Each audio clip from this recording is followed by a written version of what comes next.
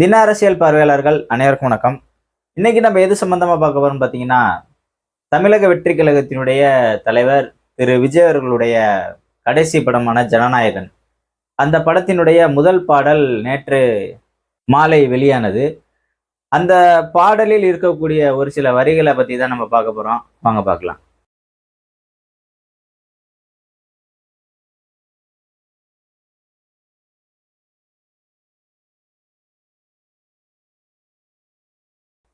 அதான் மக்களே, பெரும்பாலும் நம்ம இந்த சினிமா விமர்சனன்றத பெரும்பாலும் பண்ண மாட்டோம். ஒரு சில படங்களை நம்ம பண்ணியிருக்கோம். குறிப்பா விடுதலை, விடுதலை பாகம் 2 இது போன்ற வெற்றிமாறனுடைய படங்கள். அதாவது சமூகத்தில் இருக்கக்கூடிய முரண்களை ஒரு காட்சிப்படுத்தி அதை மக்கள் மத்தியில் மிகப்பெரிய ஒரு பேசுபொருளாக மாற்றக்கூடிய ஒரு சில திரைப்படங்களை நாம விமர்சனம் பண்ணியிருக்கோம். ஆனா முதல் முறையாக ஒரு நடிகர், அதாவது ஒரு மாஸ் ஹீரோ, இன்னைக்கு ஒரு அரசியல் கட்சி ஆரம்பிச்சு ஒரு தலைவரா இருக்காரு. அவருடைய கடைசி படம். இந்த படத்தில் பல்வேறு அரசியல் பேசப்படும்னு நான் நினைக்கிறேன். அதன் ஒரு முன்னோட்டமாக நேற்றைய தினம் அவருடைய படத்திலிருந்து ஒரு முதல் பாடலானது வெளியானது. அந்த பாடலில் குறிப்பிட்ட வரிகள் பாத்தீங்கன்னா மிகுந்த அரசியலை பேசக்கூடிய ஒரு வரிகளா இருக்கு. அந்த வரிகள் என்னன்றத பத்தி தான் இந்த வீடியோல நம்ம பார்க்க போறோம். முதலாவதாக, இந்த பாடலினுடைய இசையமைப்பாளர் அனிருத் அவர்கள். இந்த பாடலை எழுதியவர் பாத்தீங்கன்னா அறிவு, அதாவது தெருக்குறள் அறிவுன்னு அவரை சொல்லுவாங்க. ஒரு ரேப் பாடகர். பல்வேறு புரட்சிகர பாடல்களை அவர் எழுதியிருக்காரு. குறிப்பா சொல்லணும் பார்த்தீங்கன்னா, இந்த என்ஜாமி என்ஜாமின்னு ஒரு பாட்டு இருக்கு. அந்த பாடல்ல இருக்கக்கூடிய வரிகளை கேட்கறதுக்காகவே சிலர் அந்த பாடல்களை நிறைய கேட்டாங்க. அதற்கு அடுத்தபடியாக பார்த்தீங்கன்னா, மாஸ்டர் படத்துல இதே விஜய் அவர்கள் நடிச்ச படம் தான். அந்த படத்துல ஒரு பாட்டு வரும். அந்த ஜெயிலுக்குள்ள, அதாவது விஜய் டிரான்ஸ்ஃபார்ம் ஆவார்ல, அந்த கொடியாரதெல்லாம் தூக்கி போட்டுட்டு அங்க இருக்கிற ஸ்டூடெண்ட்ஸ் எல்லாம் திருத்துற மாதிரி ஒரு டிரான்ஸ்ஃபர்மேஷன் ஆவாரு. அப்போ ஒரு சாங் வரும், அந்த ரேப் சாங். அதுல வரக்கூடிய வரிகள்லாம் பார்த்தீங்கன்னா ரொம்ப புரட்சிகரமா இருக்கும். அதுல குறிப்பா ஒரு வரி சொல்லணும் பாத்தீங்கன்னா, எனக்கு ரொம்ப பிடிச்ச வரி, தெருவில் நடக்கிற கொடுமைய கடக்கிற தலைமுறை அப்படின்னு ஒரு வரி வரும். அடுத்து தெரியல, ஏன்னா அவர் கடன்னு பாடிட்டு போயிட்டாப்ல. ஆனா நல்லா இருக்கும். இது போன்று பல்வேறு புரட்சிகர பாடல்களை அவர் எழுதியிருக்காரு. இப்ப இவர் தான் பாத்தீங்கன்னா, இப்ப இந்த ஜனநாயகன் படத்தினுடைய முதல் பாடலை அவர் தான் எழுதியிருக்காரு. அதுல விஜய் அவர்கள் வாய்ஸ்ல வர அந்த ஒரு வரி பாத்தீங்கன்னா, உலகத்திலே ஒரு பெரிய நாடு, அந்த நாட்டுல ஒரு காடு, அந்த காட்டுல இருக்கக்கூடிய ஒரு மரம், அந்த மரத்தை கீழே இருக்க வேற பாரு, அதில் இருக்குது நம்மளோட வேர்வன்ற மாதிரி ஒரு வரி. அது சரியா சொல்ல தெரியல. அந்த பாட்டை திரும்ப திரும்ப கேட்டேன், அது நமக்கு இன்னும் புரியல. ஆனா அதுல இருக்கக்கூடிய அரசியல் இன்னும் உள்ளபடியே பாத்தீங்கன்னா, இந்த நாடு இருக்குல்ல, இந்த நாடு நம்மளால உருவாக்குனதுதான் அப்படிங்கிற மாதிரி பேசியிருப்பாரு. அதற்கு அடுத்தபடியாக பாத்தீங்கன்னா, இப்ப இந்த பாடல் வரிகள் நிறைய வரிகள் இருக்கு. எனக்கு பிடிச்ச வரிகள் இந்த விஜய் அவர்கள் வாய்ஸ்ல அந்த வரி, அதை மட்டும் தான் பண்ண சொல்லியிருக்கேன். அதற்கு அடுத்தபடியாக பார்த்தீங்கன்னா, ஒரு ஃப்ரேம் வரும். அந்த ஃப்ரேமை வேணா நான் ஸ்க்ரீன்ல கட்டுறேன் பாருங்க. அதாவது புரட்சியாளர் அம்பேத்கர், தந்தை பெரியார், காரல் மார்க்ஸ் இவர்களுடைய புகைப்படம் வரும். சிலை வடிவத்தில் இருக்கக்கூடிய புகைப்படம். மக்களே, முன்னாடிலாம் பார்த்தீங்கன்னா அம்பேத்கருடைய அந்த புகைப்படங்கள் பார்த்தீங்கன்னா பெருமளவில் சினிமாக்கள் காட்டப்படுவது மிகவும் அரிது.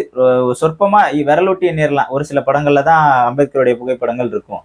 அப்படியே காட்டினாலும் அந்த அம்பேத்கர் புகைப்படங்கள் பெருமளவில் காட்டப்படாது. ஏதோ போற போக்குல காட்டிட்டு போயிடுவாங்க. ஆனா புரட்சியாளர் அம்பேத்கருடைய புகைப்படங்கள் ஒரு மெயின் ஸ்ட்ரீம் மீடியால, ஒரு தியேட்டர் பெரிய ஸ்கிரீன்கள்ல பா ரஞ்சித், வெற்றிமாறன், இந்த மாரி செல்வராஜ் போன்ற இயக்குநர்கள் வந்த பிறகுதான் அம்பேத்கருடைய புகைப்படங்கள் பெருமளவில் காட்டப்பட்டது. இது யாரும் மறுக்க முடியாத உண்மை. இதை ரஞ்சித்தே சொல்லியிருப்பாரு. அட்டகத்தி என்ற படத்துல பாத்தீங்கன்னா அம்பேத்கர் போட்டோ அங்க வச்சாரு. ஆனா அது சென்சார்ல எடுங்கன்னு சொன்னாரு. ஆனா அவரும் ஏதோ ஐடியா பண்ணி ஒரு சில இடத்துல அம்பேத்கருடைய புகைப்படங்களை வச்சுட்டாரு. அதான் மக்களே, விஜய் அவர்களை நம்ம ஆதிக்கக்கூடிய ஒரே ஒரு கான்செப்ட் என்னன்னா, அவருக்கு அரசியல் தெரியல, அவர் இன்னும் கத்துக்கணும், ஏகப்பட்ட என்னென்னமோ சொல்றானுங்க. அதெல்லாம் சரிதான். யாருமே அரசியல் அப்படியே புத்திக்குள்ள வச்சு திணிச்சு பிறக்கிறது இல்ல, சரிங்களா? வந்தா வெளியில நம்மளா கத்துக்கிறது தான். இப்ப அவர் கொஞ்சம் கொஞ்சம் சிக்கல் இருக்கு, அதை சரி பண்ணிக்குவாரு, அதுல நம்பிக்கை இருக்கு. ஆனா ஒரு சிலர் என்ன பண்றானுங்கன்னா, இதை வச்சே விஜய காலி பண்ணணும்னு நினைக்கிறானுங்க. நம்ம அந்த மாதிரி மைண்ட்ஸ் எல்லாம் கிடையாது. ஏன்னா இது ஜனநாயக நாடு. இங்க யாரு வேணா கட்சி ஆரம்பிக்கலாம், யாரு வேணா அரசியலுக்கு வரலாம், யாரு வேணா முதலமைச்சர் ஆகலாம். அதுல எந்த மாற்று கருத்து இல்லை.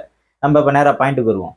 ஒரு சில தோழர்கள் நம்மள்ட்ட கேட்கிற கேள்வி என்னன்னா, என்ன தோழர் நீங்க ஜனநாயகன்றீங்க, அப்புறம் சாதி ஒழிப்புன்றீங்க, ஒடுக்கப்பட்ட மக்களுடைய பிரச்சனைகள் குறித்து பேசுறீங்க, திமுகவை கடுமையாக விமர்சிக்கிறீங்க, பாஜகவை கடுமையாக விமர்சிக்கிறீங்க, விடுதலை சிறுத்தைகளை பயங்கரமா ஆதரிக்கிறீங்க, இதெல்லாம் பண்ணிட்டு கடைசியில போய் நீங்களும் விஜயை ஆதரிக்கிறீங்களேன்னு ஒரு சில தோழர்கள் கேட்குறாங்க.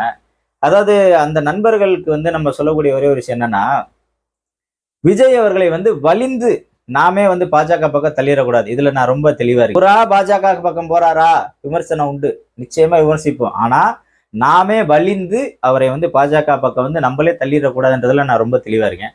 அதற்கு அடுத்தபடியாக பாத்தீங்கன்னா, இன்னைக்கு இருக்கக்கூடிய காலகட்டத்தில் வந்து இரும் பெரும் தலைவர்கள், அதாவது செல்வி ஜெயலலிதா அவர்களா இருக்கட்டும், தலைவர் கலைஞர் அவர்களா இருக்கட்டும், இவங்க 2 பேருமே இல்லாத நேரத்தில் இன்னைக்கு தமிழகம் எப்படி இருக்குன்னு பாத்தீங்கன்னா மிகுந்த மோசமா தான் இருக்கு. அது டிஎம்கேவா இருக்கட்டும், ஏடிஎம்கேவா இருக்கட்டும், இதை எல்லாருமே ஏத்துக்குவீங்க.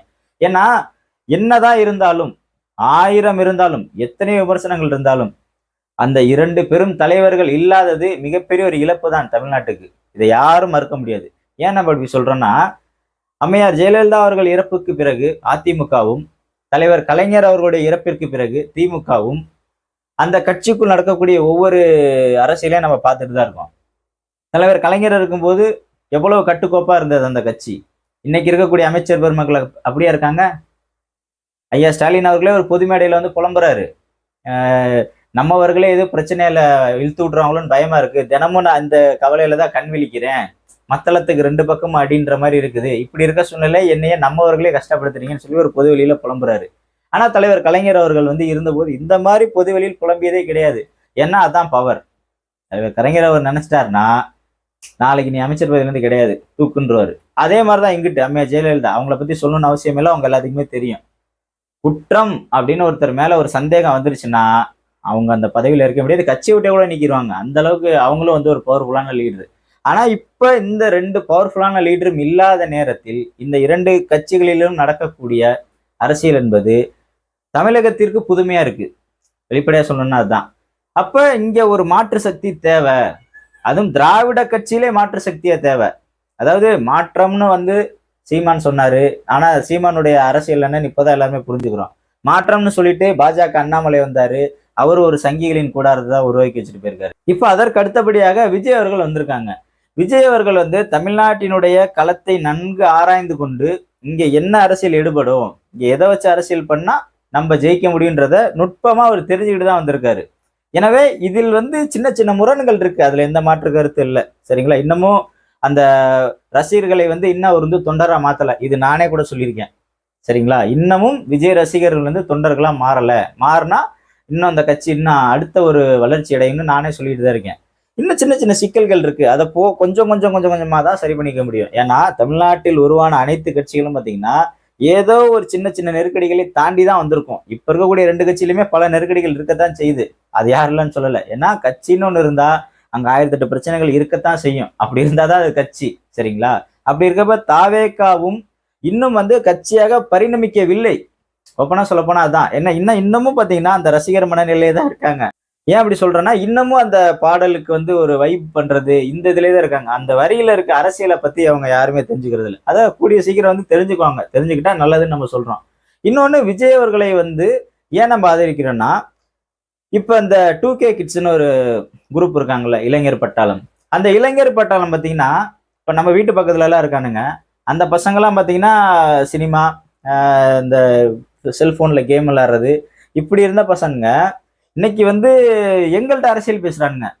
எப்படின்னா, என்னண்ணே பாத்தீங்களா வீடியோ, தலைவர் எப்படி பேசுறாரு பாருங்க, அம்பேத்கர்ல இப்பதான் நாங்க படிக்க ஆரம்பிக்கிறோம், என்னங்க எங்க பார்த்தாலும் இந்த ஒரு தாத்தா சிலை இருக்கு, யாரு பெரியார சொல்றானுங்க, எங்க பார்த்தாலும் ஒரு சிலை இருக்கு, இவர் என்ன பண்ணிட்டாருன்னு எங்களுக்கு தெரியல, ஆனா இப்ப விஜய் வந்து ஏதோ இவரோட சிலையெல்லாம் வச்சிருக்காரு, சரி என்ன பண்ணிருக்காங்கன்னு இப்பதான் நாங்களா பார்க்க போறோம், படிக்க போறோம்னு சொல்லிட்டு இருக்கானுங்க. இப்ப இது வந்து ஒரு பெரிய மாற்றம் தானே.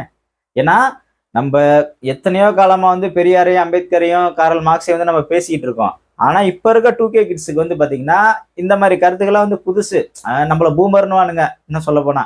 ஆனா இப்ப இந்த மாதிரி பசங்களும் இன்னைக்கு அம்பேத்கரையும் பெரியாரையும் காரல் மார்க்ஸையும் வந்து படிக்கிறதுக்கு விஜய் வந்து ஒரு வழித்தடத்தை உருவாக்கி இருக்காருன்னு தான் சொல்லணும். ஏன்னா இப்ப இப்படி இருக்க ஒரு சினிமா கவர்ச்சியிலே இருந்த கூட்டம் தான் 2K கிட்ஸ். நம்ம அதான் உண்மை, வெளிப்படையா சொல்ல போனா. ஆனா அப்படிப்பட்ட ஒரு கூட்டத்தை வந்து பக்குவப்படுத்த வேண்டிய பொறுப்பு யார் கையில இருக்கு? நம்ம கையில இருக்கு. ஏன்னா இப்ப அவனுங்களை தற்குறி தற்குறி தற்குறின்னு பேசி அவனுங்களை நம்மளே ஏன் வலிந்து பாஜக பக்கம் நம்ம தள்ளணும்? தள்ளக்கூடாதுல்ல. ஏன்னா இப்ப இவ்வளவு நாள் வந்து இந்த பசங்க யாருக்கு ஓட்டு போட்டிருப்பாங்க? இதே இந்த 2 திராவிட கட்சிக்கு தானே போட்டிருப்பாங்க. இப்ப இப்ப எல்லாத்துக்குமே அதாவது மாற்றம்னு ஒண்ணு வேணும்னு தமிழகத்தில் இருக்கக்கூடிய ஒவ்வொரு மனிதனுடைய அடிமனதில் எப்பொழுதும் ஒரு எண்ணம் இருந்து கொண்டேதான் இருக்கும். ஏதாவது புதுசா ஒரு மாற்றம் வந்தா என்னன்னு. அப்படி வந்துதான் சீமான்லாம் வந்தாரு, இவ்வளவு ஓட்டுலாம் வாங்கினாரு. ஆனா அது ஒரு ஏமாற்றம் தான். இன்னைக்குதான் நமக்கே தெரியுது. எனவே விஜய் அவர்களை ஒரு சான்ஸ் கொடுக்கலான்னு தான் எல்லாத்துக்குமே தோணுது இன்னைக்கு. என்னப்பா 2 பேத்துக்கு ஓட்டு போட்டு மாத்தி மாத்தி ஓட்டு போட்டா என்ன ஆயிடுச்சு? சரி வந்திருக்காரு, இவ்வளோ சம்பாதிக்கிற பணத்தை விட்டுட்டு வந்திருக்காரு, இவ்வளோ திரை புகழ், இவ்வளோ உச்சத்துல இருந்ததை விட்டுட்டு வந்திருக்காருன்னு பொதுமக்கள் மத்தியில ஒரு கேள்வி எழுமையிலாதான். அதை தான் நம்மளும் சொல்றோம். உடனே இதை நம்ம சொல்லிட்டா நீ விஜய்க்கு நீ சொம்படிக்கிற, விஜய நீ ஆதரிக்கிற, நீ வியூஸுக்காக பேசுற அப்படின்னு என்னென்னமோ கமெண்ட் பண்றானுங்க. சரி எல்லாம் இருக்கட்டும். ஆனால் ஒரே ஒரு விடயம் மட்டும்தான் விஜய் அவர்களை ஆதரிக்க ஒரே காரணம். நாமே வலிந்து விஜயை பாஜக பக்கம் தள்ளிவிடக் கூடாது. ஏன் அப்படி சொல்றேன்னா, எம்ஜிஆர் அவர்களுக்கு எந்த அளவுக்கு ஒரு வெறித்தனமான ரசிகர் கூட்டம் இருந்ததோ, அதாவது வெறித்தனமான ரசிகர் கூட்டம் அப்படின்னா, எம்ஜிஆர் சண்டை போடுறது, எம்ஜிஆர் பேசுறது எல்லாமே நிஜம்னு நினைச்சிட்டு இருந்தவங்க. எங்க அப்பா எல்லாம் பாத்தீங்கன்னா இன்ன வரைக்கும் ஏடிஎம்கேக்கு தான் ஓட்டு போட்டுட்டு இருக்காரு.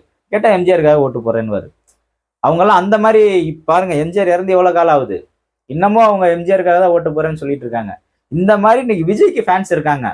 விஜய் பாடுறது, நடிக்கிறது, பேசுறது, ஆடுறது எல்லாமே உண்மை நினைக்கிற அளவுக்கு தான் இன்னைக்கு 2K கிட்ஸ் அந்த விஜய் ஃபேன்ஸ் இருக்காங்க. அப்ப இப்படிப்பட்ட ஒரு கூட்டத்தை அரசியல் நெறிப்படுத்த வேண்டும். அது அரசியல் நெறிப்படுத்த நம்ம தவறனோம்னா மிகப்பெரிய ஒரு ஆபத்து தமிழகத்திற்கு உண்டு. அதற்காக தான் நம்ம இன்னைக்கு விஜய் ஆதரிச்சு பேச வேண்டிய ஒரு கட்டாயத்துல நம்ம இருக்கோம். உள்ளபடியே விஜய் அவர்கள் அவர் பாஜக பக்கம் போய் நின்னாருன்னா கண்டிப்பா விமர்சிப்போம். அதில் எந்த மாற்று கருத்தும் இல்லை. ஏன்னா இங்க திமுக அதிமுகன்றது பங்காளி சண்டை, சரிங்களா? அது நம்ம மண்ணுக்கான சண்டை, அது பிரச்சனை இல்லை. ஆனா பாஜகன்றது இந்த மண்ணுக்கும் இந்த மக்களுக்கும் எதிரான ஒரு கூட்டம். எனவே அவர்கள் இந்த மண்ணில் கால் வைக்க விடக்கூடாது. அதில் நம்ம எப்போதும் உறுதியா இருக்கோம். எனவே விஜய் அவர்களை வலிந்து நாமே பாஜக பக்கம் தள்ளிட வேண்டாம். இதுதான் என்னுடைய ஒரே கருத்து. எனவே ஜனநாயகன் படத்தினுடைய பாடல்களை பாருங்க, உள்ளபடியே மிகச் சிறப்பா இருக்கு. அந்த பாடலை எழுதிய அண்ணன் அறிவு அவர்களுக்கும் இசையமைத்த அனிருத் அவர்களுக்கும் இந்த ஜனநாயகன் படத்தினுடைய கதாநாயகன் அன்பிற்குரிய அண்ணன் விஜய் அவர்களுக்கும் வாழ்த்துக்களை தெரிவித்துக் கொள்வோம். மீண்டும் அடுத்த காலில் சந்திப்போம். நன்றி, வணக்கம்.